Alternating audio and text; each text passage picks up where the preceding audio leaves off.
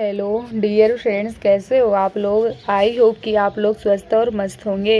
आज मैं आप लोगों के लिए यूपी टेट के महत्वपूर्ण क्वेश्चन लेके आई हूँ जो कि संस्कृत के हैं। तो अगर अभी तक आप लोगों ने उन पिछली क्लास को ना कंप्लीट किया हो तो उनको भी कंप्लीट करिए जाके, क्योंकि ये हर एक क्वेश्चन आपके एग्जाम पॉइंट ऑफ व्यू से बहुत ज़्यादा इम्पॉर्टेंट है। तो हम लोग हर एक क्वेश्चन को अच्छे तरीके से समझेंगे और आप लोग क्या करोगे, क्वेश्चन भी समझोगे और साथ साथ आंसर भी देने का प्रयास करोगे। इसी के साथ ही आप सभी लोगों को आज दशहरा की हार्दिक शुभकामनाएं। तो चलिए हम लोग क्वेश्चन की तरफ बढ़ते हैं। आप लोग क्वेश्चन को अच्छे से समझिए और आंसर भी देने का प्रयास करिए और अपना शाम को फेस्टिवल को सेलिब्रेट कीजिए। तो चलिए हम लोग क्वेश्चन की तरफ बढ़ते हैं। क्वेश्चन कह रहा है शिक्षण में नैदानिक परीक्षण की आवश्यकता होती है। क्वेश्चन क्या कह रहा है, क्वेश्चन कह रहा है शिक्षण में नैदानिक परीक्षण की आवश्यकता होती है। तो किस लिए होती है। पहला कह रहा है छात्र की पारिवारिक आय की जांच करने के लिए। दूसरा कह रहा है स्वास्थ्य परीक्षण के लिए।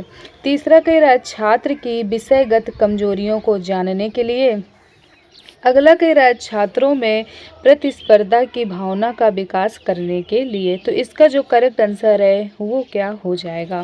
तो इसका जो करेक्ट आंसर है वो हो जाएगा हमारा सी नंबर। क्या हो जाएगा, छात्र की विषयगत कमजोरियों को जांचने के लिए।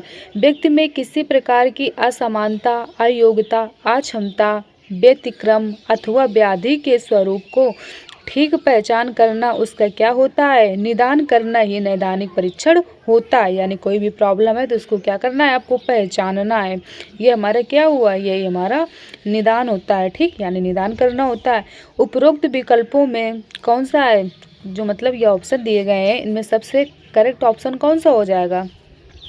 सबसे करेक्ट ऑप्शन हमारा सी नंबर हो जाएगा। क्या हो जाएगा, छात्र की विषयगत कमजोरियों को जांचने के लिए, कि छात्र की मतलब कौन से सब्जेक्ट में उसे क्या है, दिक्कत है।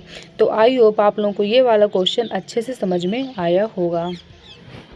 अगला क्वेश्चन कह रहा है कक्षा शिक्षण में सबसे आवश्यक शिक्षण सामग्री कौन सी है। तो इसका जो करेक्ट आंसर है वो क्या हो जाएगा। पहला कह रहा है रेडियो, दूसरा कह रहा है चार्ट, तीसरा कह रहा है श्यामपट्ट, चौथा कह रहा है ग्रामोफोन। तो इसका जो करेक्ट आंसर है वो क्या हो जाएगा। तो इसका जो करेक्ट आंसर है वो हमारा सी नंबर हो जाएगा। क्या हो जाएगा, श्यामपट्ट हो जाएगा। कक्षा शिक्षण में रेडियो, ग्रामोफोन और चार्ट की अपेक्षा श्यामपट्ट और श्वेतपट्ट ही क्या होते हैं, सबसे आवश्यक सामग्री है। ये भी आपको याद रखना है। अगले क्वेश्चन को समझते हैं। अगला क्वेश्चन कह रहा है लेखन शिक्षण में प्रतिलेख का तात्पर्य है। तो लेखन शिक्षण में प्रतिलेख का क्या तात्पर्य है, ये आपसे पूछा गया है। पहला कह रहा है पुस्तक से कुछ अंश को देखकर लिखना। दूसरा कह रहा है अध्यापक बोलता है और छात्र लिखता है। अगला कह रहा है एक छात्र बोलता है, अन्य छात्र लिखते हैं। अगला कह रहा है स्मरण के आधार पर लिखना। तो इसका जो करेक्ट आंसर है वो क्या हो जाएगा। तो इसका जो करेक्ट आंसर है वो हमारा फर्स्ट नंबर हो जाएगा। क्या हो जाएगा, पुस्तक से कुछ अंश को देख कर लिखना। ठीक, प्रतिलेख का अर्थ है लिखी हुई चीज को ज्यों का त्यों नकल उतार कर लिखना। तो इसका करेक्ट आंसर क्या हो जाएगा, पुस्तक से कुछ अंश को क्या करना, देख कर लिखना। ठीक, तो प्रतिलेख का मतलब क्या होता है, किसी चीज को देख करके लिखना। अब चलिए हम लोग अगले क्वेश्चन को समझते हैं। अगला क्वेश्चन क्या कह रहा है। अगला क्वेश्चन कह रहा है छंदोबद्धता होती है। तो छंदोबद्धता क्या होती है। पहला कह रहा है गद्य पाठों में, दूसरा कह रहा है नाटक पाठों में, तीसरा कह रहा है पद्य पाठों में, चौथा कह रहा है कहानी पाठों में। तो इसका जो करेक्ट आंसर है वो क्या हो जाएगा। तो इसका जो करेक्ट आंसर है वो हमारा सी नंबर हो जाएगा। क्या हो जाएगा, पद्य पाठों में हो जाएगा। गद्य विधा छंदो मुक्त रचना है। कहानी गद्य विधा का एक ही भाग है। पद्य छंदोबद्ध रचना होती है, जबकि नाटक में दोनों का क्या होता है, मिश्रण होता है। ये भी आपको याद रखना है। तो इसका करेक्ट आंसर क्या हो जाएगा, छंदोबद्धता होती है। तो छंदोबद्धता क्या होती है, पद्य पाठों में होती है। ठीक, अब चलिए अगले क्वेश्चन को समझते हैं। अगला क्वेश्चन कह रहा है निम्नलिखित में से कौन अशुद्ध वाचन का कारण नहीं है। इसमें आपसे क्या पूछा गया है, नहीं पूछा गया है। पहला कह रहा है वर्णों की ध्वनियों का ज्ञान न होना। दूसरा कह रहा है प्रयत्न लाघव, तीसरा कह रहा है उच्चारण संबंधी अभ्यास की कमी, अगला कह रहा है सास्वर वाचन। तो इसका जो करेक्ट आंसर है वो क्या हो जाएगा? तो इसका जो करेक्ट आंसर है वो हो जाएगा सास्वर वाचन। क्या हो जाएगा? सास्वर वाचन हो जाएगा। वर्णों की ध्वनियों का ज्ञान न होने पर तथा उच्चारण संबंधी अभ्यास की कमी होने पर हम अशुद्ध उच्चारण के दोष से युक्त हो जाते हैं। प्रयत्न लाघव भाषा विज्ञान की दृष्टि से भाषागत दोष है, जबकि सास्वर वाचन उच्चारण की वैदिक परंपरा है। ये भी क्या करना है आपको? याद रखना है। अब चलिए अगले क्वेश्चन को समझते हैं। अगला क्वेश्चन कह रहा है का वर्ण का उच्चारण स्थान है। तो का वर्ण का उच्चारण स्थान क्या होगा?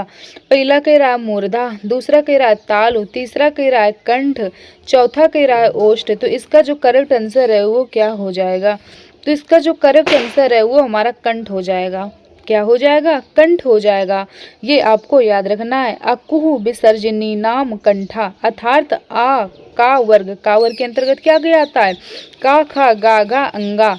हा और विसर्ग का उच्चारण स्थान क्या है? कंठ है। इसके अतिरिक्त ये आपको याद रखना है कि टा वर्ग है, इसके अंतर्गत क्या क्या आता है? टाठा डाढ़ा आड़ा ये सब आ जाएंगे। जिसमें आपसे क्या पूछा गया था? का वर्ण का उच्चारण स्थान है, तो क्या हो जाएगा? कंठ हो जाएगा। ये आपको सीधा सा याद रखना है। ओके, अब चलिए हम लोग अगले क्वेश्चन की तरफ बढ़ते हैं।